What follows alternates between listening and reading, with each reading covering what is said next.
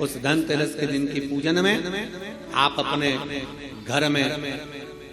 जितनी भी अब लक्ष्मी की पूजन जब आप करें, दीपावली की पूजन करें, उसमें मुहूर्त देखिए, मनाना मुहूर्त पूछिए, मनाना। कोई मुहूर्त लिखा हुआ है उसका स्मरण करें। धनतेरस की पूजन करने में, रूप चौदस की पूजन करने में,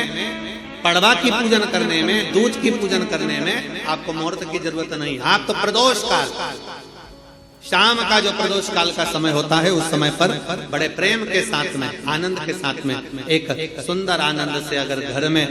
मार्बल या कोटा फर्श वगैरह लगा हो तो कपड़े से ही पोंछ लो, और अगर कच्चा मकान हो तो गोबर से थोड़ा सा लीप कर सुंदर आनंद के साथ में भगवान का जहाँ मंदिर, देवालय, शिवालय है, बड़े आनंद से आपके घर में जो पूजन का जगह है, उस पूजन के जगह पर थोड़ा सा लीप कर या कपड़ा फेर कर वह आनंद के साथ एक सुंदर चौक पूर लीजिए, और चौक पूर कर उसमें थोड़ा सा चावल दाना या गेहूं का दाना रखकर उस पर एक चौरंग, चौकी, पाटा जो भी आप रख सकते हो उसको रखकर एक सुंदर वस्त्र बिछाकर एक सुंदर सी थाली में स्वस्तिक कंकु के रोली का एक स्वस्तिक बनाइए, बनाकर उसको थाली के ऊपर, उसको पाटे के ऊपर जो कपड़ा बिछा है उसके ऊपर रख दीजिए। रखकर घर में कोई चांदी का सिक्का हो, चांदी का सिक्का ना हो, चांदी का कॉइन ना हो, तो अपना जो कॉइन आता है, 1 का सिक्का, 2 का सिक्का, जो भी कॉइन आता है वो रख दीजिए। और रखकर उसको जो मोली आती है, लच्छा बांधने वाला, हाथ में बांधने का जो नाड़ा आता है, मोली होती है लच्छा, उससे उसको हल्दी लगाकर लपेट दीजिए और बाबा को उस थाली में रखकर सुंदर आनंद के साथ में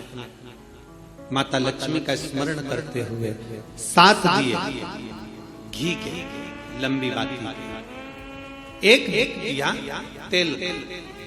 तेल का दिया लक्ष्मी जी के लेफ्ट हैंड। जैसे लक्ष्मी जी को जब पूजन करने बैठोगे तो लक्ष्मी जी का मुख आपकी ओर होगा कि नहीं होगा? आप ऐसे बैठे हो तो लक्ष्मी का मुख आपकी ओर, तो दिया आएगा इस ओर। मतलब आप जब पूजन करने बैठोगे तो आपका जो सीधा हाथ होगा, लक्ष्मी जी का वो उल्टा, उस उल्टे हाथ की ओर एक तेल का दीप लगाकर लंबी बाती का, और 7 दिए लंबी बाती के घी के, आटे के दिए, वो एक प्लेट में, एक थाली में रख लीजिए। पूजन का सामान, कंकु, चावल, रोली, मोली, हल्दी की गांठ, अमरवेल, कमलगट्टा, खड़ा धना, गुड़, ये सब सामग्री रखकर, कुछ भोग लगाने की सामग्री, कुछ धूप बत्ती आदि, इत्र आदि सामग्रियां रखकर, पुष्प आदि रखकर, जो क्वाइन तुमने रखा है, सिक्का तुमने रखा है, 7 दिए सीधे हाथ पर लक्ष्मी, 7 दिए जो तुमने आटे के बनाए हैं उसमें लंबी बत्ती कर सीधे हाथ पर जलाए। उल्टे हाथ पर तेल का दिया जलाकर पूजन की थाली में जो सामग्री रखी है, जल का छींटा देकर, बड़े प्रेम के साथ वस्त्र समर्पित कर और रोली, चंदन, मोली, हल्दी जो भी है, मेहंदी आदि सब सामग्री समर्पित कर 5 अमरवेल के टुकड़े, 7 कमलगट्टा, 5 अमरवेल के टुकड़े, 7 कमलगट्टा, 5 हल्दी की गठान, ये सब अपने हाथों में लेकर माँ लक्ष्मी से प्रार्थना कर कुबेरेश्वर महादेव से विनती कर शिव की आराधना कर नारायण की आराधना कर दामोदर भगवान की आराधना कर माँ लक्ष्मी की आराधना कर दोनों हाथों से समर्पित कंकु, रौली उस सिक्के के ऊपर धीरे धीरे कर डाली, हल्दी धीरे धीरे कर उस पर डाली, और जो 7 दिए आप भोग लगाने के बाद, प्रसाद रखने के बाद में, फिर जब 7 दिए जो तुमने थाली में लिए हैं, प्लेट में लिए हैं, उससे माता लक्ष्मी की आरती, कुबेरेश्वर महादेव का स्मरण कर आरती करिए। आरती रख दो, पर आरती को लेना नहीं, आरती भगवान की, भगवान को समझ, आरती झोली पसार कर माता लक्ष्मी से प्रार्थना करिए, माँ मैंने कुबेरेश्वर बाबा से विनय करी है, मैंने कुबेर भंडारी से विनय करी है, माँ आप नारायण के साथ, कुबेर के साथ, रिद्धि सिद्धि के साथ, गणेश जी महाराज के साथ आप मेरे घर में पधारो, मेरे घर आप आइए, आपका निवास बनाइए, आप रुकिए। माँ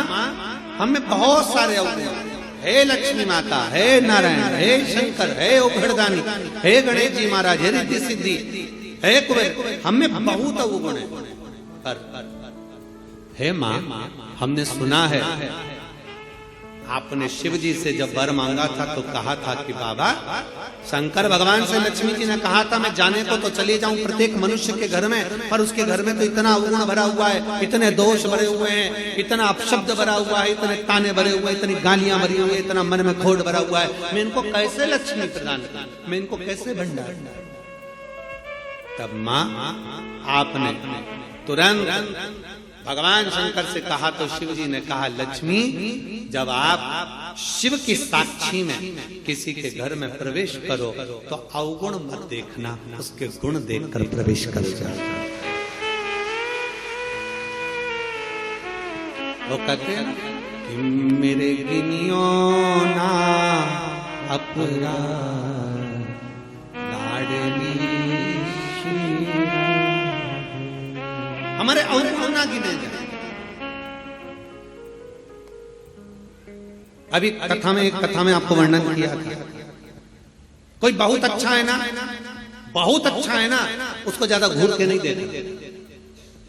कितना अच्छा व्यक्ति है ना, उसको ज्यादा घूर के मत देखो, घूर के मत देखो। क्यों? ज्यादा उसको घूर कर देखोगी तो उसमें अवगुण निकल जाएगा। तुम कुछ ना कुछ अवगुण निकाल लोगे, कुछ ना कुछ दोष निकाल लोगे। और कोई व्यक्ति बहुत बुरा है ना, बहुत बुरा है, तुम्हें बहुत बुरा लगता है ना, थोड़ा उसको घूर कर देखो, अच्छे से देखो।